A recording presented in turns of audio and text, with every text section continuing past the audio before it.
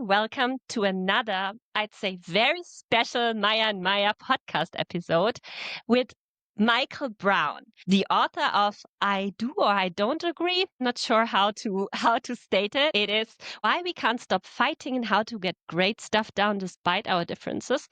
Let me just add a few lines to how we actually got to meet Michael. I was listening to Blinkist and I found his it was recommended to me, his book, and I was completely enthralled and just couldn't focus on anything else anymore. It was just these core ideas. So what I did is I just wrote a short LinkedIn post about the key messages that everyone should learn from and what happened. And I wanted to send it to him because I feel people should know when they've done something great, and it's good to some appreciation, but never in this life I would have imagined him answering this kindly and interacting with me. And there was this very lively stuff happening in our comments section. And then we dared to ask him to be on our podcast. And guess who said yes? Michael. I think everyone in the audience has understood that you are one of my recent favorite authors. No, thank you. What I've read up on you is you have this soup kitchen or a kitchen where you help people who are maybe on the poverty line. Shall I could elaborate. Yes, please do. So the Soup Kitchen, it's a UK charity. It's a small charity, and it's called Soup Kitchen London. It is a bit of a misnomer. There are over, as you might imagine, 500 soup kitchens in London alone. We help around about 200 guests a day. All of those are impacted obviously by the wider issue of poverty, but in particular homelessness, and also the mental health that usually comes hand in hand with being homeless. I am a trustee, one of several trustees, so I can't claim whole responsibility for running it, because like any charity, it's the genuine collaborative approach. It's teamwork. So I've been involved with it for 10 years. It's existed for 40. Obviously, the problem's not going away in that 40 years. In fact, it's increased.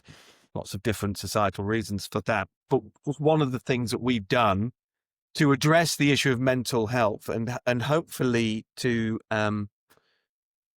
provide a model for other soup kitchens in the UK specifically, continued attacks on the NHS, well, almost exclusively under the last government, so the Conservative government. Mental health outreach services, we just cut back and cut back and cut back. Many of those people, of course, end up on the street. People who are on the street find it difficult to be connected to NHS services. And we will try and take that issue on at the coalface, if you like. We know that 80% of homeless people have a mental health issue, and more than 50% of that 80% have actually been diagnosed as such. So we thought, well, perhaps we should set up a mental health drop-in centre inside the soup kitchen. People come to us, we can build up a position of trust and try and solve some of those mental health issues for some of our guests. We call our service users guests. It's a much more friendlier way of. We raised the money to employ a clinical, what's called a clinical psychologist, a clinical counsellor, and a cognitive behavioural therapist. These people aren't cheap, and it's no appointment necessary, and it's run on NHS prescribed terms, how you measure effectiveness in dealing with individual mental health issues. And we thought, if we can show that works in our soup kitchen, maybe other soup kitchens, they're all generally charities, have the power to use money and donations. And then if you establish, for instance, mental health drop-ins in all 500 of those soup kitchens in London, then you're beginning to take on the problem at scale. Sadly, that hasn't proved to be the case as yet, and we're now 6 years into having our mental health drop-in centre. But, there's only, like anything, we can only impact the immediate community in which we operate. But if others can impact their own communities, then you begin to scale solutions to problems. Wow, Michael, you went right into the conversation and showcased very well that you are a change agent for our society, a change maker, and not just a favorite author of Shanta Summer. So thank you so much for telling us about this project. And what I already heard from your description is that you said, oh, it's not my responsibility solely, but it's teamwork. And this is very much what you also write in your books. Yeah. And from my side as well, your book is so relevant also for us FindingSustainia team, and I guess for other teams, especially in change making contexts. Yeah. And it's very often that we concentrate a little too much on the I and not on the we or on our ideas. So I think this is quite relevant, and we are happy to have you here. And I don't know if I can start with the first question on this specific issue, the I and the we, because in your book you wrote that we have to step away a little bit from our own great ideas and understand that it's a common thing to create something great, some change, and so on. So this I-focused frustration, what you talked about, maybe you can start a little bit with describing what you meant by this and what this could mean for our listeners. Do you know, could I start that conversation by mentioning my own, I guess, road to Damascus moment where I could probably identify a focus on the I to the we. Yeah, please. Because it is related to the situation I've just described around the soup kitchen. And I became involved in the soup kitchen because I have been a long-term practitioner, if you like, for want of a better word, in the world of advertising, media, and marketing. I have founded agencies, advertising agencies. The interesting thing about advertising is, if to be good at it, you have to convince the world or an audience that they would be happier with X product or service.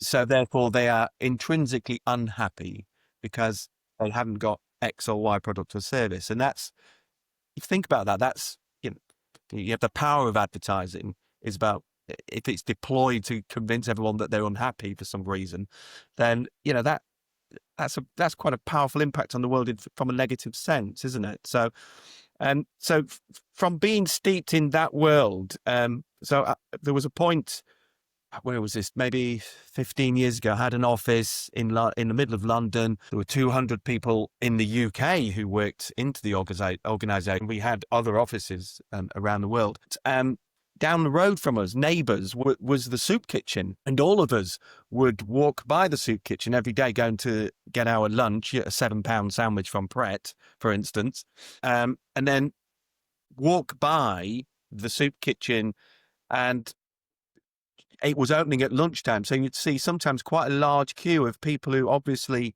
needed help. And most of us would go out to Pret, come back with our sandwich and walk by that large queue. Sort of struck me that, hang on a minute, because I'm a working class kid from a small northern town called Grimsby up in the northeast of England. So I come from a sort of community focused background,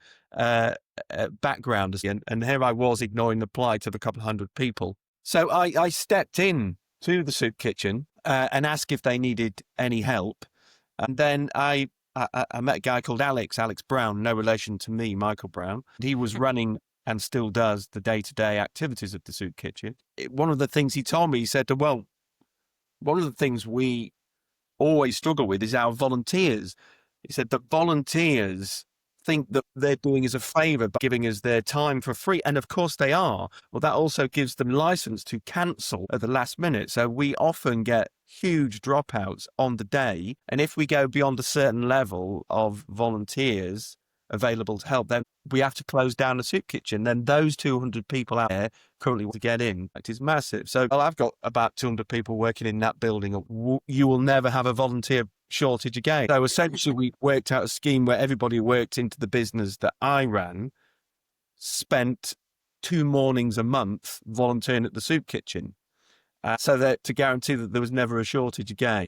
And it was interesting that changed everybody's perspective about what it is to be homeless. But they got people who work in advertising back then to be quite a narrow focus in terms of diversity.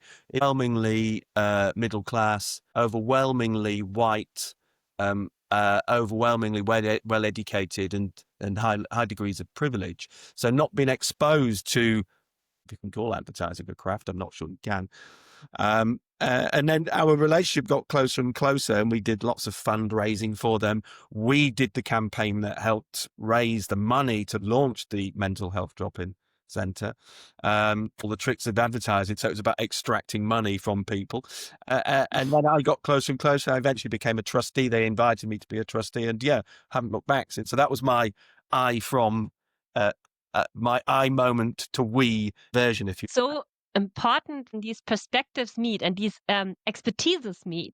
What we've also noticed, a lot of sustainability projects have a lot of potential. They fail because they just don't know how to market themselves. They don't have access. They stubbornly what has convinced them without really looking at the messaging. And when these different perspectives meet, for instance, your marketing perspective or an entrepreneurial perspective, it's just enriching for all parties involved, because the science of well-being already shows good it feels to do good, and that applies to everyone. Maybe you can also tell us how your employees reacted. It's something to pitch, probably. Is the roles, if you like, in volunteering in a soup kitchen. But the kitchen itself it's got a pro kitchen. So it's got a pro chef. So the chef is a professional. So that's not voluntary role. We have to raise money to pay his salary. So the food, and likewise the core kitchen team. So and it's precisely because of that problem with volunteers that we had, that I described earlier, that is the reason that we took that approach. We need to have professionals at that level. So the food is high quality.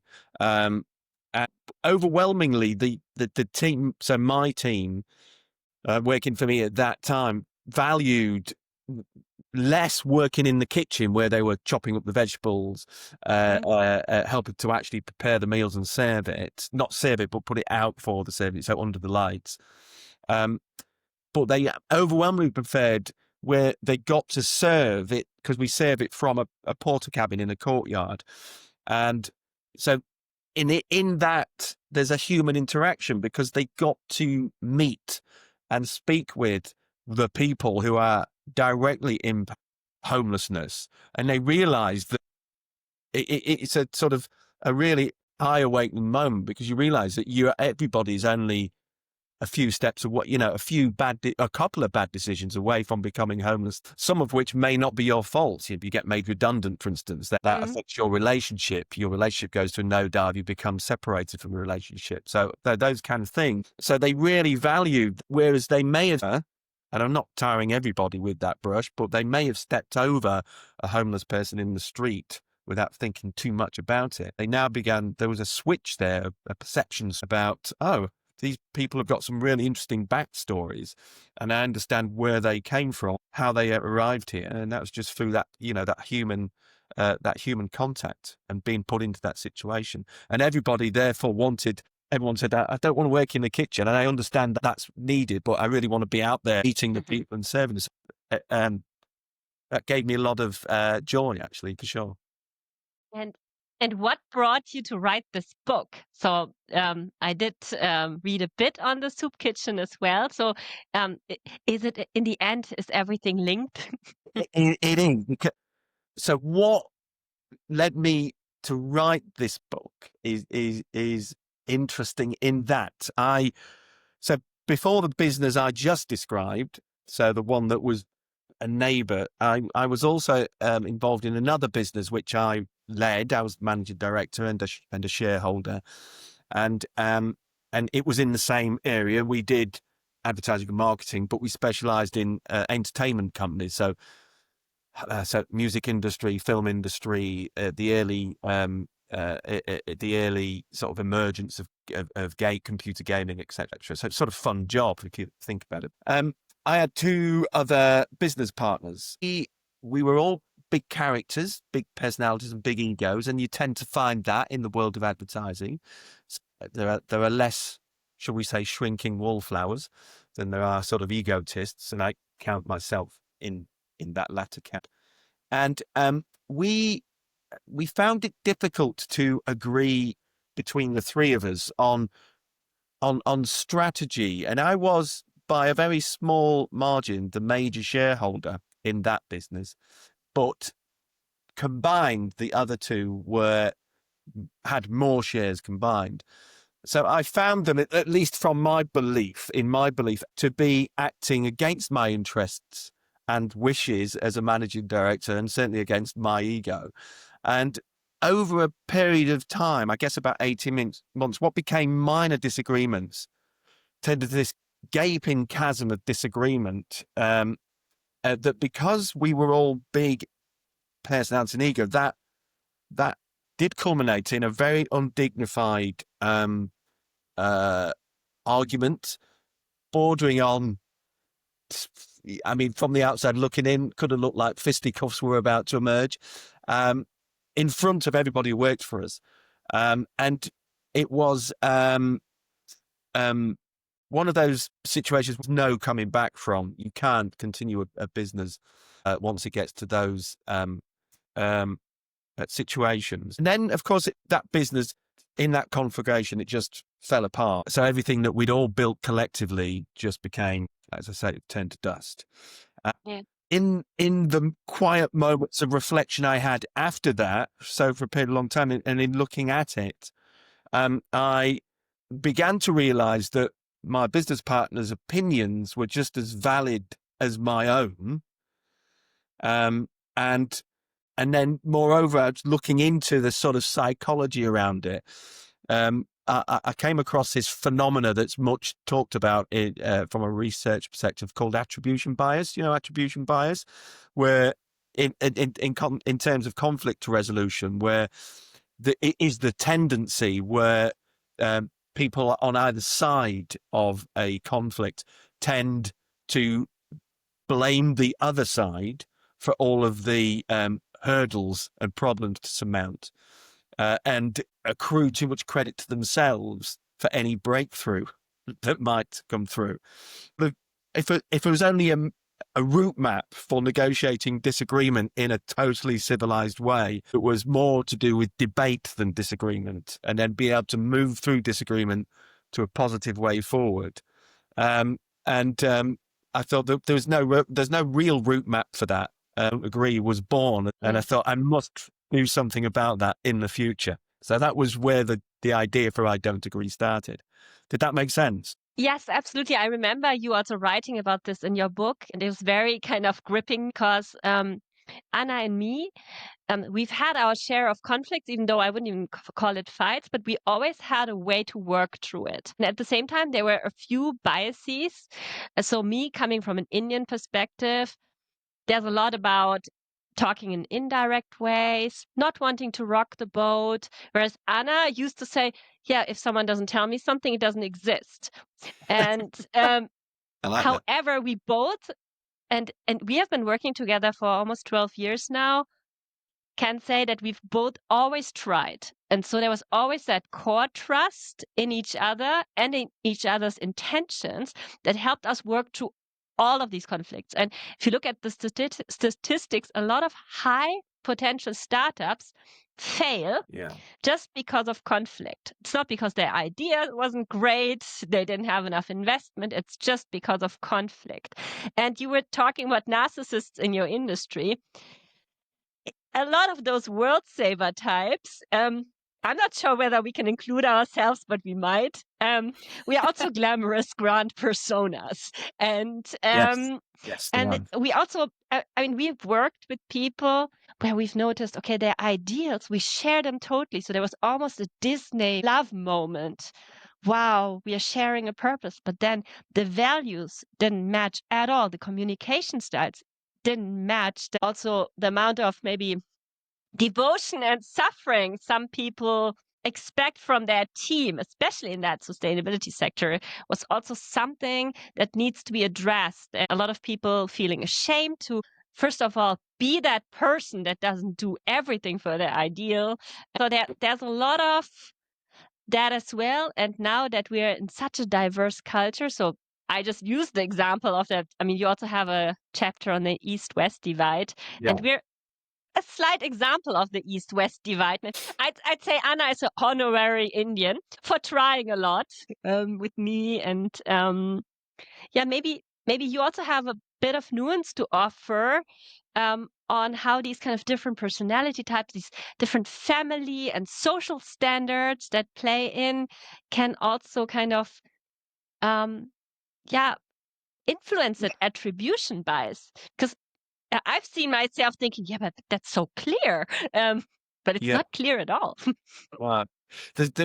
On the attribution about, there's also a lot of research around how people in a negotiation have a tendency to think that their objectives and goals in that negotiation are clear to the other side, and that's generally not the case. So there's a lot of stuff to do with that. But going back to there's two things that probably want to talk about. One is values and values outing, if you like, and how values contributes to culture and is culture. It's the it's the North Star for culture. But the other is going back to your East versus West, and the origin of that for me in terms of taking an interest in that is in the business. So not the business I was talking about where the conflict situation arose. The later business I went on to run. A joint venture with a Japanese Tokyo-based organization called Dentsu. There was a lot of exposure, if you like, to colleagues from the East, Japanese, of course, and it just understood. So that was a business I ran for 11 years. Yeah, 11 years. I've always got a little bit of a dodgy memory on moments in time. So there was a lot of exposure into, because the Japanese business had essentially acquired a Western business, and there was a lot of as I say, exposure to Eastern values and how that plays out with sort of Western values, and so I got interested, if you like, in conflict resolution from a sort of individualist or individualism versus collectivism, if you like. And so I sort of started reading much more about that sort of stuff and understanding it and sort of trying to apply it, if you like, in the business that I was in, because it was that merger of East and West values. And for your list, I don't know how well versed they are, but it's probably worth a recap on the general accepted traits of collectivists in contrast with individualists. So collectivists, I'll try and keep it brief. So primarily motivated by the norms, if you like, and the duties imposed by the in-group, and they're willing to prioritize their goals, their ambitions, in favor of the group rather than what they desire personally. And then there's an emphasis, if you like, to the sense of connectedness to their in-groups.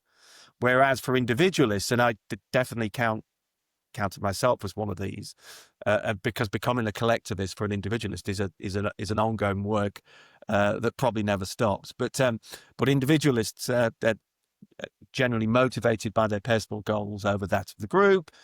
They consider as absolutely sacred their individual rights. So the individual is more important than their obligations and duties to others. And then there's an emphasis on the, I guess you call it a rational analysis of advantages and disadvantages occurred to them by being associated or a member of a group.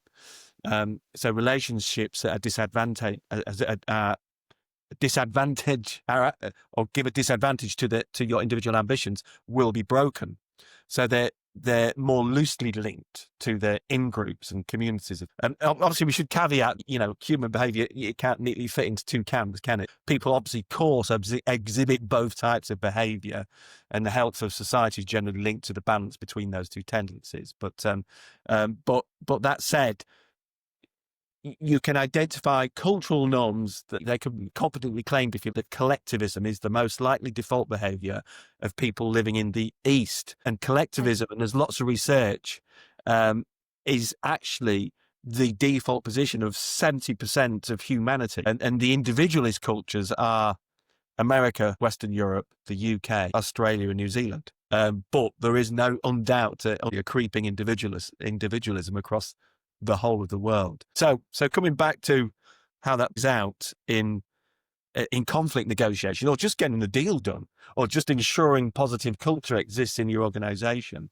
Just to pull out a couple of examples which I really like. So in the US, and I'm leaning on research by an intellectual called Harry C. Trandis, who wrote the definitive book on individualism, collectivism, and that's what it's called, individualism and collectivism. So I'd advise anyone put that on their reading list. But so a distinguished person is defined by their accomplishments in the US and in the UK, whereas in Japan, so my business partners, if you like, a person is considered accomplished if they have a high number of successful relationships.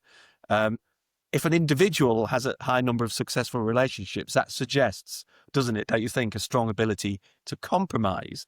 Now, in individualistic terms, the compromise is a dirty word.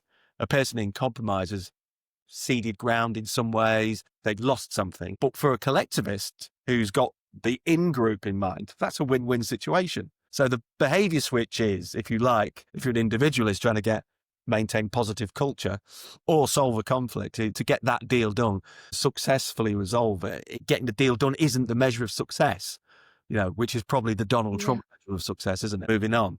But instead, I should be rightly concerned with what happens afterwards. Doing the deal's not the end of the journey. It's a staging post, if you like, en route to the development of a healthy long-term relationship with the people on the other side of the negotiation. So there's no actual end goal. It's the start of a relationship. So the first step to that is a mindset switch. Sorry, difficult to say. So everything profoundly changes if you mentally envision every negotiation as the first step to a friendship or even a first date, that sort of thing. So I found that all that Confucian philosophy is really helpful. The last sentence you just said is a wonderful sentence I would like to put on my desk, like every negotiation is the start of a partnership or even a friendship. That sounds great. But I really want to ask you, and maybe Shanta can also answer as well. One question I really had when reading your chapter about the East and the West, and even though I'm an honorary Indian or something like this, you just said, Shanta, I feel very much to be the Western stereotype of communicating.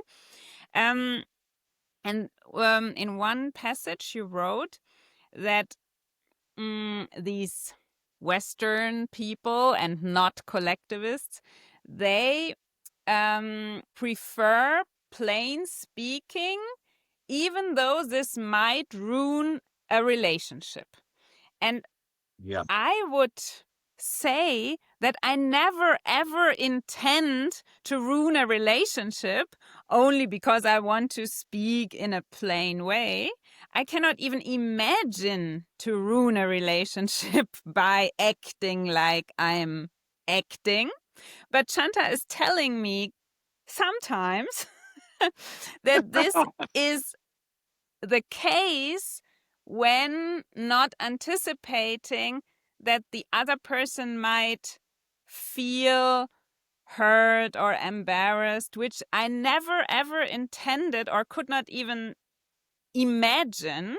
But I don't know, I would love to hear yours and also Shanta's opinion on that. That if you never intended to ruin a relationship, plain speaking, I would always prefer two people not exercising, but working on their plain speaking. that is really interesting. If you think about that in context, plain speaking, in context of performance reviews, I've done so many performance reviews, and to a degree, you're expecting a little bit of criticism in one of those if you're the recipient of the performance review at work. And of course, there's a model for that, isn't there? That you start with something good, then get to the bad, then finish with the good. There's a name for that which we probably couldn't use politely in context of this podcast. I'm not sure if you're aware of it, and it may just be a UK cultural thing, but it uses an expletive, but it's a mild expletive, but to describe that. But what's interesting in again, I think there's an answer in that East-West thing. One of the going back to that East-West, in my curiosity to sort of understand the approach there about plain speaking. And there's the whole Confucius and confusion, and in particular what he calls the first order desires and the second order desires. And second order, the first order desires are all probably the nasty bits of the human, the material, the material requirements, sexual requirements, etc. All the frailties of humanity. The second order desires are what he actually described as virtues, so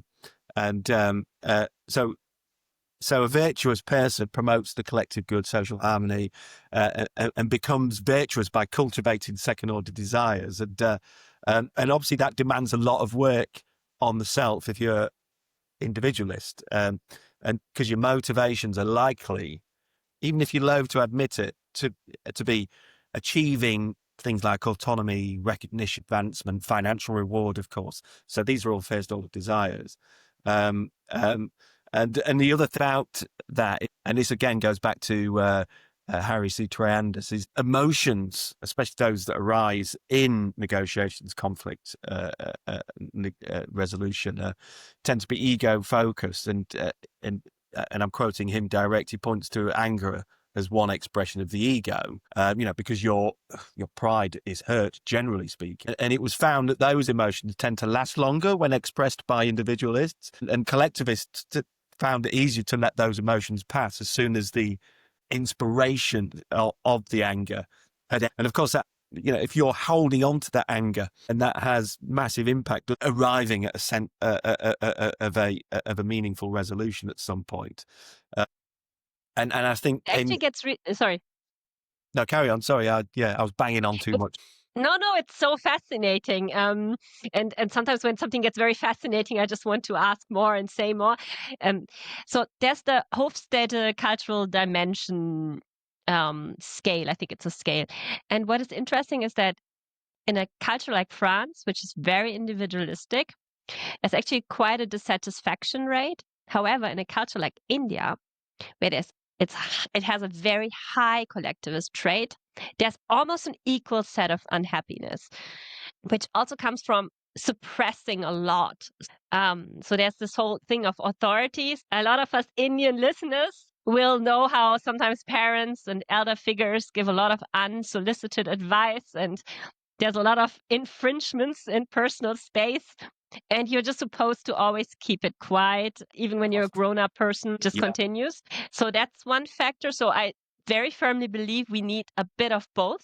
I mean, you were already saying that we all have different aspects of that. Asian people need to be a little more outspoken, but there needs to be also a few things that be a bit more elegant, a bit more in the implicit. I mean, that's obviously a lot to ask. We want change within this generation. It's a process. For instance, in Germany, we are still not a very diverse society. We're getting there, whereas in the UK, much further along, of course, with its own set of challenges.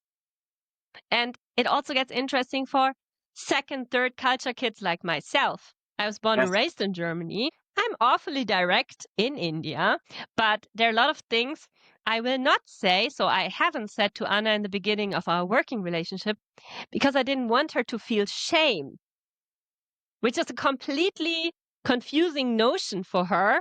Let's say, I don't know. I really like punctuality, which is not very Indian. Let's say we have different ideas on that. And I will feel shame telling the other person about being more punctual, even though maybe in a Western context, this person would think, okay, well, it's a bit embarrassing that I was late. But I will feel shame confronting my close people. Whereas now, and that's the Western aspect of me, if I feel some injustice outside of me, someone being mean to someone else, I have zero shame. So that gives me different facets. But since in Germany, I wasn't raised around a lot. I mean, I have Indian parents. It's sometimes very hard to that literacy on yourself and to not assume that's normal for others. So I do feel shame and some sense of humiliation if someone just tells me things a certain way that feels too direct. It almost feels violent. I really, really invite dialogue and criticism. So that's really important for me. But there needs to be a very fine way to do it, which should neither be this critical Indian way nor being too blunt. I should come with a manual, I think. Yeah, no, well, come back to hold that thought, just that latter part of your narrative there, because we'll come back to Confucius on that bit, but going back to what you originally said about that unhappiness that is experienced by people from collectivist cultures, which is a different sort of unhappiness experienced by those from Western individualist cultures, for sure. But again, leaning on Triandis, that in that book, there's a whole load of research as well, which backs up so in individualist cultures, there are societal phenomena which have much less instances of in Eastern India. So murder rates, for instance, and rates of drug taking per head of population are huge in extreme versus collectivist cultures, so in the West. Whereas on the other side of it, there's a tendency in collectivist cultures to authoritarianism and less human rights. As I said, I'm leaning on Triandis again in his book about individualism and collectivism. So they're just general terms, but I think that explains some of the source of unhappiness that you were describing in your own culture. Does that make sense? Absolutely. And what is really interesting is that so when I was living in Paris, I've had a lot of Japanese clients, actually a bit by coincidence. But what I saw is also that the differential way of Japanese, but I'd also say of a lot of other Asian cultures, tends to be misread as something below and because of the cultural cues, they are then taken less seriously. Then in negotiations, they can be ripped off because they are such lightweight, perceived as lightweights, whereas they just try to keep their honor and respect the honor of the other person. These hierarchies that can get created by one culture speaking up much more and looking for themselves. And it's also still a struggle that happens to me, not necessarily in negotiations, but in my very closest circles, where I will try to propose solutions where I already think of the other person. Whereas the other person is mostly coming from, yeah, that's what I want, so let's talk. And that then leads to outcomes which are far closer to the other person than to myself. That's why I need a manual for those people who love me, because they tend to not always know that I just made a sacrifice. Yeah, you've compromised for sure. So that's interesting in terms of the Confucian. There's an obligation to help your counterpart stand your perspective throughout any dialogue. And it's that word help. You're helping people through the dialogue to get your perspective. So that's interesting in contrast with the research we were talking about at the top of the podcast about attribution bias and conflict in conflict negotiation.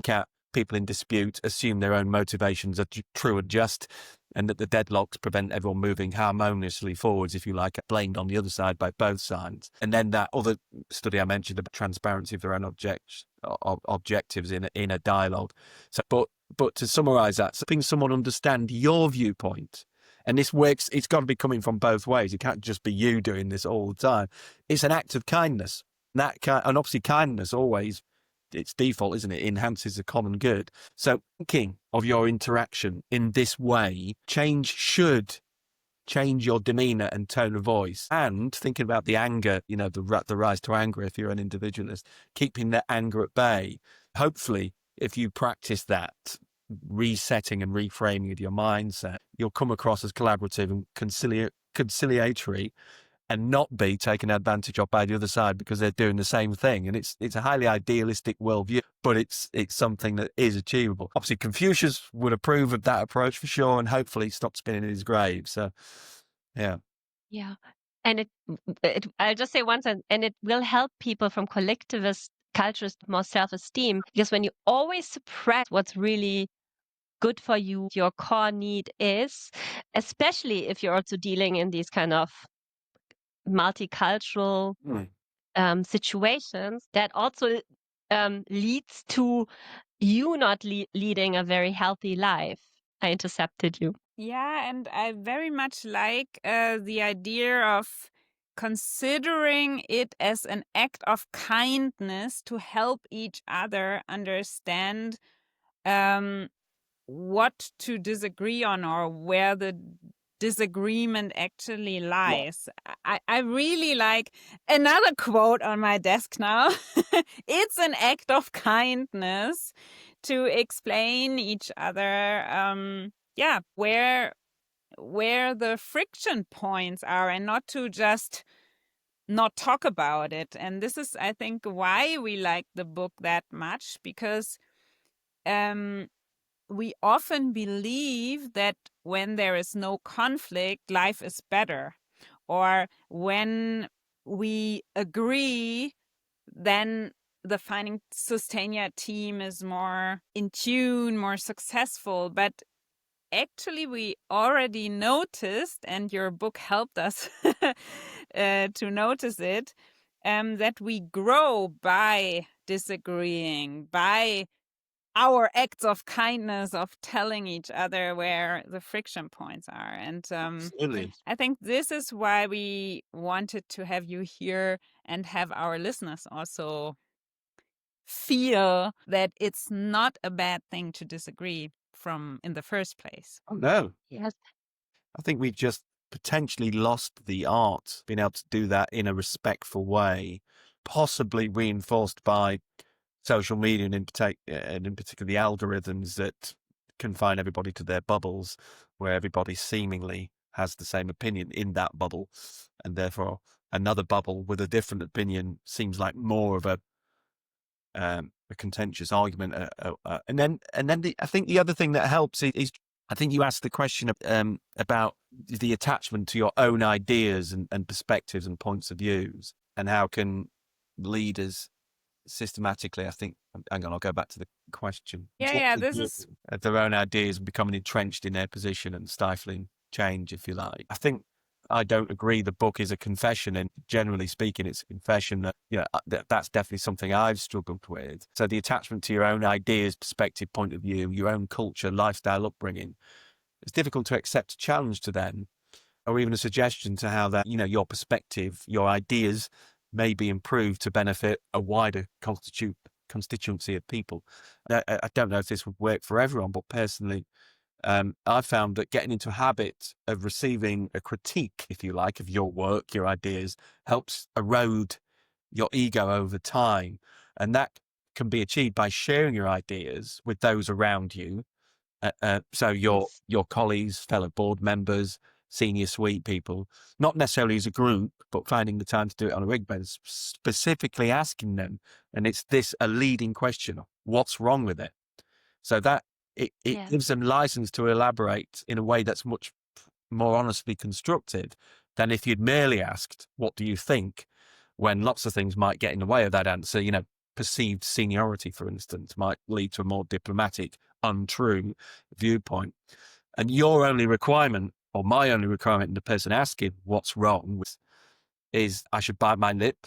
And then after I've heard that, is to thank that person for their suggestions, and not, under any circumstances, defend my idea because I didn't like something that I said. So, and over time, if you're exposed to that, it sort of tends to erode the ego. So, like I say, in my lived experience, not necessarily the same for everybody else, and allows me to look at my own ideas in a more objective way. Absolutely. And if you've asked several people, you've got a specific idea, you want to run it through the organization. But if you ask several people and are able to review their responses as a whole, that Absolutely. would be, if you are seeking that sort of advice, don't ask a close family member. I mentioned it in the book, but I asked Freddie, who at the time of writing the book was in his mid-teens. He's now 22, but he was a teenage middle child. And I asked him, it was an experiment to share his opinion on my worst character traits. And he did pause for a moment. Oh, what's the agenda here? But then he mentioned that I was quick to anger, probably a little tight with the pocket money. But then once he got literally up and running, he expanded at length to the point that I had to ask him to stop at one side of A4. I've mentioned in the book. Very brave. Also comes down to, I teach this class at ESSEC Business School close to Paris, and it's called self-management. It goes through so many things. So one is understanding your own style. So students start to realize, okay, I'm a lot out there, whereas often Asian students and often also females have a tendency to kind of put themselves back, and then kind of practicing for instance, for a person who is very much out there, to tune themselves back a little bit more, which then also gives space for the other person to come out there a little more, just to have a bit of a sense. So I think it starts a lot by knowing ourselves and reading the room, because there are all these different not just cultural nuances, and we can't be prepared for all of them intellectually. So it's also a bit about reading cues, asking questions. The other thing is also understanding your own kryptonite, which then leads to weak spots, your own kind of thing. So for me, it's shame, and that has led me to not speak up in certain situations. But for others, it can be anger. It can be a problem around criticism, or where they feel criticized when someone is just bringing something up, such as, oh, I'd love to eat this instead. There are people who might already perceive that as criticism because their original proposition wasn't honored. So the more we know about that, the more we can also have some kind of a safety kit that helps us observe ourselves from a macro perspective. Maybe not the first time, but with time we have some kind of practice to also change and shift perspectives in ourselves, which were all that rigid. And there are such elegant ways to disagree as well, without even saying that you're disagreeing. It could also be, so for instance, another of my kryptonites is that I'm very enthusiastic and I say yes to a lot. And because I'm reliable, I will also go through it and then get very tired. Mhm. So now I say, I'm very delighted and enthused by the idea, but give me one night to sleep on it, whether it's realistic for me in my current situation. The other thing is also to say, okay, I'm happy to help you, but it's a little difficult for me, so I can do A and B, but not C and D. Whereas before, I have given people the impression that with a lot of pleasure, it's actually my pleasure, I'm doing it all for you. Whereas I think it's good to also let the people see I'm putting that effort because I really respect and care for you, but it is effort for me. So that's also still something which comes from my Asian background, where people don't want to show anyone that it could be a bit of a burden. It's actually a more authentic way to be generous. I like that. A more authentic way to be generous. Yeah, for sure. I like that. And what we learned in the communication studies for climate action is also I already internalize that it's not good to be this direct on saying, oh, we have to do this, you have to do this. Yeah. And if you are not doing it, something really bad will happen. But to rather reframe it and to give the person something to strive for, to head towards to. And this is also possible in arguments or discussions, to rephrase the situation so that there are no losers, that there are not one person telling the other one what to do, but really to come up with some creativity, come up with something where both people heading towards to. Yeah, so it's the win-win situation, the compromise agreement, if you like. And compromise agreement is an interesting term. It's a legal terminology often used in if an employee and an employer find themselves at loggerheads, and you know the legal agreement and settlement needs to be arrived at, and the compromise agreement, it sort of suggests, the thing about a compromise agreement is that nobody is entirely happy with the outcome. Everybody both has lost something, you know, that sort of it away, as we were talking about right at the beginning. Is you have to reset it as something else. It's a win-win that couldn't have been achieved in any other way. One person on either side, or one entity on either side of that argument, couldn't win everything in its entirety. For the other person, it's devastation, isn't it? So, it does go back to that collectivist view, which is probably the better direction to head for, specifically in conflict resolution, not necessarily for other areas of life. I have a conflict resolution background. Actually, I studied in London, and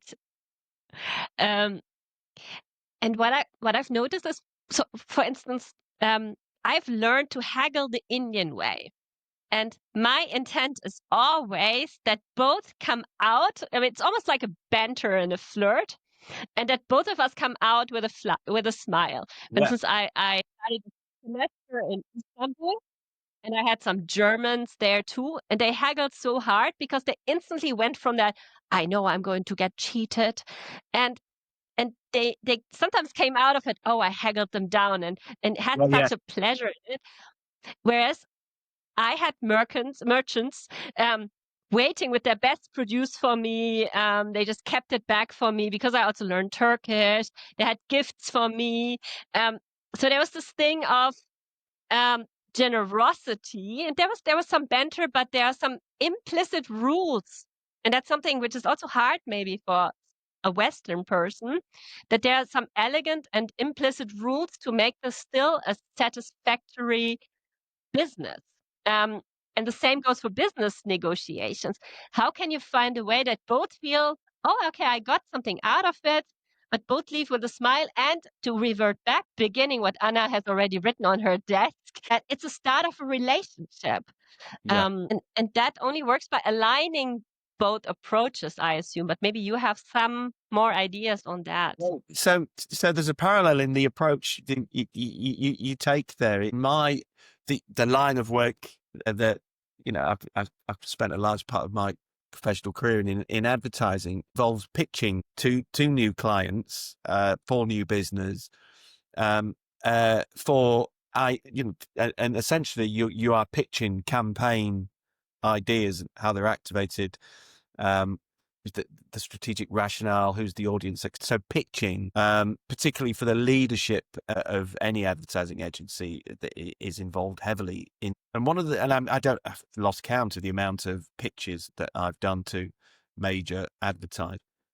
One of the things I do know, and this is quite a common finding, I'm not claiming any originality here, is that if you sell or attempt to sell the idea as a totally battened down, finished idea, complete, so no more thinking is required, you usually fail the pitch, because the person on the other side of the desk that you're pitching to, that's a slight misdescription, but usually it's a stand-up pitch and there's a lot of people on the other side of the desk, but they like to feel a little bit of creative ownership. So there's so it's not a fully complete solution. So, and by pitching that, you allow the person on the other side receiving the pitch to then take the ball a little, run with it, add a degree of their own thinking to it, build on it. And certainly over time, if you're a good manager of pitches, you're probably handing over the idea to your client, because an advertiser's job is to make their clients look good. So the client has a way in to build on the original campaign idea at some point in the future be able to say, this is my idea, that creative selective memory that exists. And that I find, so by not presenting the whole solution, there are a few gaps in it, allow a little bit of creativity on the other side to get inserted in, is a better way of averting the pitch. Did that make sense? It's actually the same in communicating for climate action. We always want the other person to design his or her solution and not to give the solution and let the person handle it, but to really help them to decide which action to take. Would you have a bit of advice for those mission-driven sustainability people who are trying to sell mostly something based on intrinsic motivation? And because I work for a sustainability innovation fund, and we have some wonderful projects, and their pitches don't always rock, but we are a team of sustainability experts, so we are able to look beyond that and kind of help them. But Anna and me, we've also had our fair share of pitches in our early days. We weren't very good at. We always got that feedback, great founder personalities. So that always worked. So we had good personalities and charismatic and interesting. Our pitch was a bit more like a lecture. That we've gotten much better. But maybe for our younger selves and people who are on that journey, a bit of pitching advice wouldn't harm. Well, I'm going to draw a parallel because one of my previous, they're no longer a client, but I'm sure you're aware of them. Do you know the client investment funds? The climate investment funds? Yeah, the CIF. The CIF, of course. The World Bank. I did a body of work for them, and they have an army of people striking for a better word, but they funnel investments into to help largely global South economies mitigate for climate change. And some of the work and the funds are huge that they need to help everybody meet their net zero commitments. And there's a whole load of money, so they have to raise essentially roughly about 100 billion to help global economies, emerging economies in particular, mitigate for climate change. And they are essentially finance people. So they're not great at telling stories. So they have to rely on donations from the G20. And so they may get half an hour in a room with, and I'm making this up, the Italian government, and they have to pitch why the Italian government should contribute X amount of money to this particular project and it might be a regenerative agricultural project in the Amazon rainforest, for instance. And obviously all of the G20 have an obligation, don't they? We're probably the people who started climate change. I say probably, definitely. And because they're finance people, they're not great at stories. So they're great about talking about how much money they're funneling into it and the impacts that might have in percentage terms, not so much at giving the human aspect of the work that they've been involved in. Because they don't just manage the funds, they make sure the expertise is in place to deliver it locally as well. So as a creative, we're sort of helping them with the language in some of those outward facing, what you might call shop window assets, which might include pitch decks, presentations, it might be PR stories, news stories on their website, etc. And it was just about using the language from finance-based terms to more human, sort of looking at it from micro case studies of humans on the ground directly impacted by that work in a positive way. We funneled £10 billion into Brazil. This is less about conflict resolution. It's just about advertising and looking at sort of the micro case studies of human impact on the ground in a positive sense. So I'm sure you're already doing that. So it's probably lousy advice, but so that would be one recommendation, for instance. And assuming the best intentions in one way or the other. So I feel a lot of the messaging can invoke guilt, and sometimes also being so in love and so already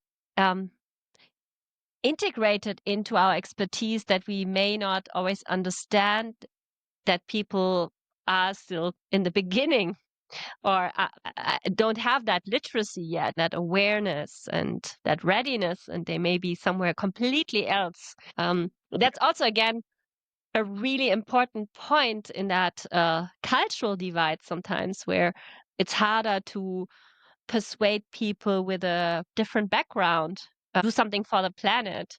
So, for instance, in Germany, there's this lady called Gülcan Nitsch, and she founded this initiative of positive climate action for people with a Turkish background, which then got translated for people with an Arab background, and so and how did she do it? Because she realized for them it's very vague when we talk about the planet and about intrinsic motivation, but what worked for them were their children. And of course, they don't want to have toxic materials for their children. And of course, they want to leave a better planet for their children. Different motivational factors.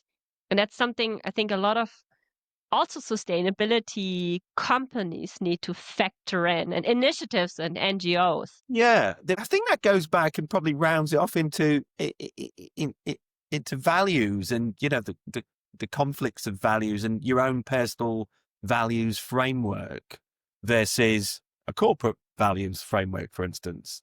There's the conflict that may exist there, and personal values frameworks are interesting because while we all intrinsically sort of understand what we feel to be right and wrong, there are very few individuals who've taken the time to write down what their personal values are.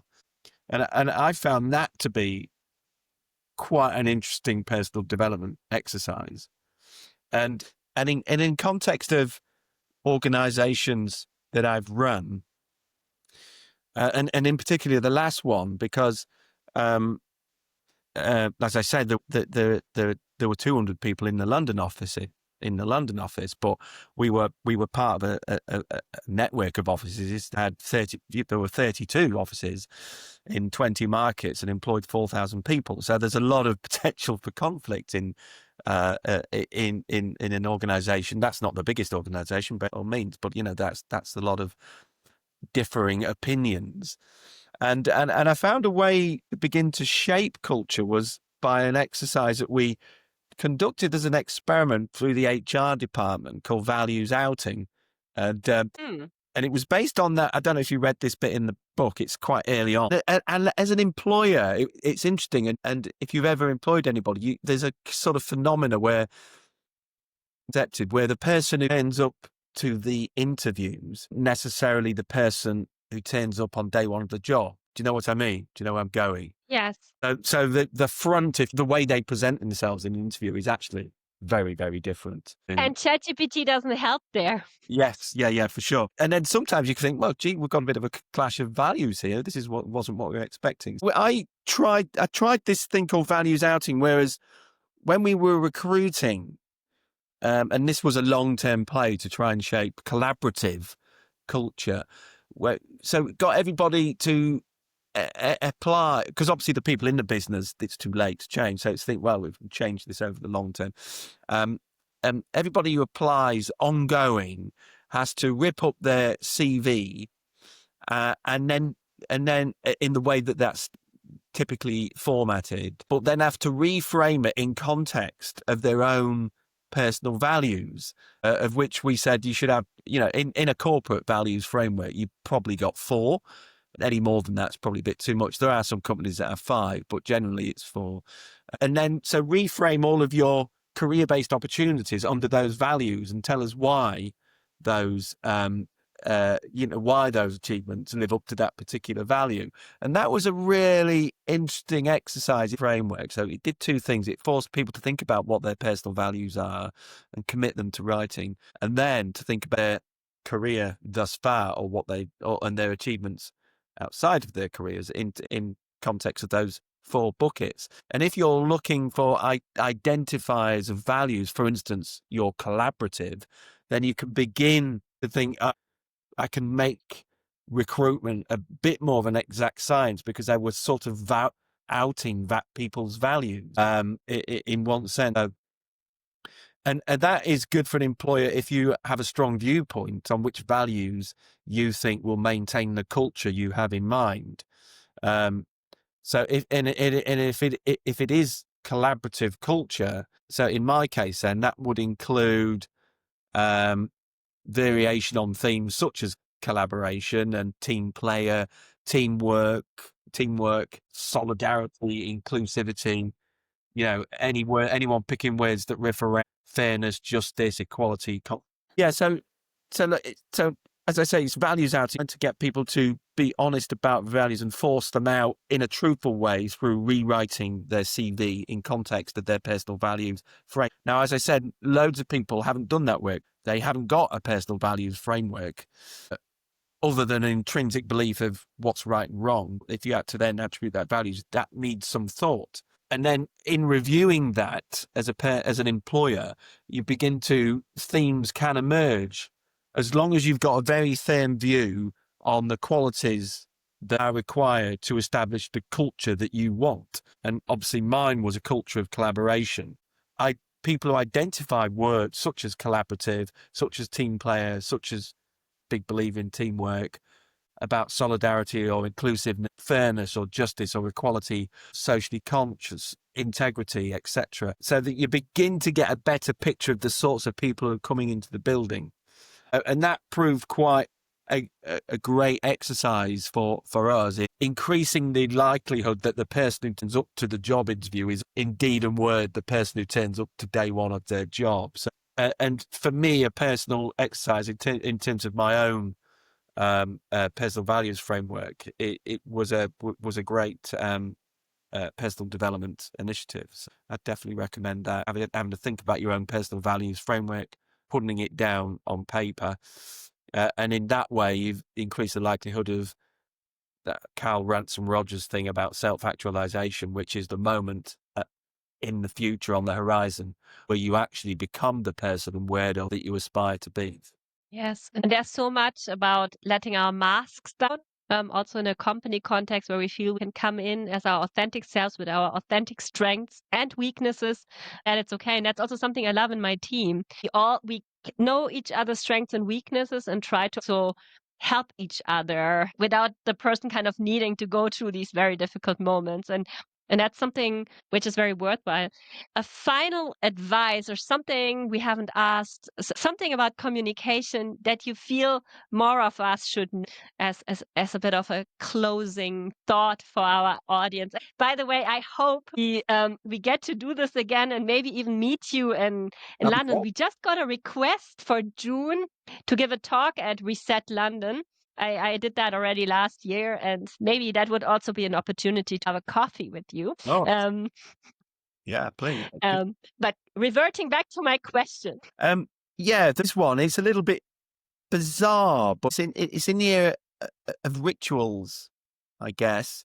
It's important to a moment before you get into any dialogue, and aside any sort of leadership decision, any sort of meeting that you're going to have. Thinking here about corporate life, I like to try and get a moment where I think about the traits, my personal traits that are unhelpful. And I've already described myself as an individualist, as I said, and also people who in advertising sort of no strangers, and some of the traits that inspire that. For instance, I am competitive. I do have a tendency that I have to manage where I want to be right. So to have a moment when, okay, these traits are unhelpful in what's about to ensue. And I imagine, this is a little bit nuts, but I do write about it in the book. And my wife is involved in this sort of ritual thought process. And going back to the world of advertising, it's like a little bit of an anecdote here. We get to go to a lot of awards dues. If you're an advertiser and an agency, you want to win advertising awards for having the best creative work or the most effective work. And those dues are inevitably, they're sort of mutual industry backslapping awards. You know, they're good parties, of course they are.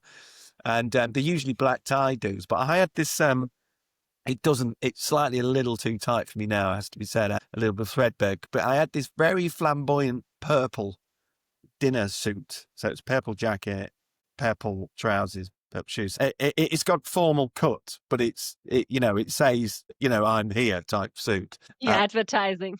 Yeah. And obviously I did accept a few awards where you have to go up to the stage but it does encourage a sort of, flamboyant, overarrived type mentality. So going back to how I use that, imagine when I'm about to go into a meeting that may be important, but an interaction between at least two human beings, myself and another, where some of these traits will be unhelpful. So I imagine them as garments, if you like the suit that I have to discard before I get into the room. And that sort of helps me then imagine as I get into, so I'm envisioning the room where we're having the meeting, because all meetings take place in a room. I imagine a sort of coat check at the door, and it's my wife saying, "Okay, Michael, you need to hand in that purple jacket right now before you get into the room." And that's Take your purple shoes off. yeah. And swap them for other garments that may be more collaboratively attuned, or certainly less showy, less flamboyant, that that tells the person on the other side of the room that I'm open and interested in what you have to say, as opposed to interested in my own ideas and my own opinions. So it's about that mental discarding of those traits, but it becomes easy to imagine if you imagine them as a That's so wonderful. Well, like a vampire's cloak, for instance. Yeah.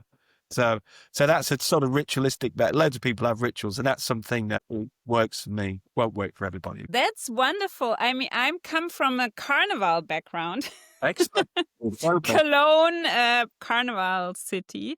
So I really like the idea of having different costumes and different roles and taking off some before entering a room. This is new to me and very inspiring. It came to me, and I do write about this book. It's an anecdote. It's there was a long time ago, and I won't mention names, but there was a client I had.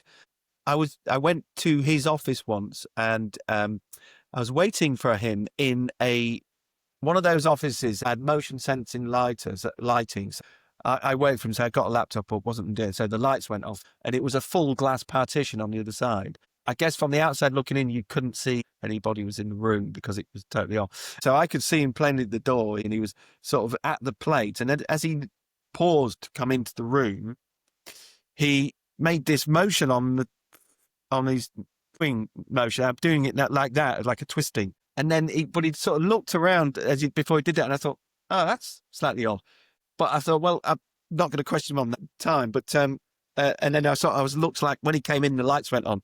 I looked like I was engrossed in my laptop. Long time later, and I connected the dots. He didn't tell me that, but he told me that. So I met him again sometime much later over coffee, and he was telling me he'd had a long time. He'd just had a performance review, but a long time ago, earlier in his career, in another performance review, he'd received the feedback about. He was asked a question about why he always wanted to be the most liked person in the room and always had any type of conflict by making a joke out of it or trying to interject with the humorous side of his nature to diffuse tension. I then instantly read that what he was doing when he came to that room with me was taking off his clown nose. I may have built too much into that creatively. Okay, that's his ritual to deal with that he doesn't have to be the Joker when he comes into a room from me. I thought, yeah, well, everyone's got ritual, and so that's one of his. Yeah, I write about that in the book as well, for sure. So, as a justification for my ritual of discarding my personality traits via that taking my outer garments off. We really love this ritual. And I could also see, I mean, I know Anna so much that her face was lighting up. I think you just gave us a new ritual. But we have spoken quite a bit about your book. Where could our listeners buy it and follow your work, maybe connect to you? So the book is... We have the same one. What a coincidence. Actually, no, yours has... Can you hold it up again? Sure. See, mine's got that gold sticker on. Okay, you won. I didn't wear my purple suit to get the Business Book Awards Leadership for the Future Gold in 2021. So it's a while ago. Wow. So it's available anywhere where you can buy a book. So it is on Amazon. It is on Waterstones. You can get it directly from the publisher's website, which is Harriman House. If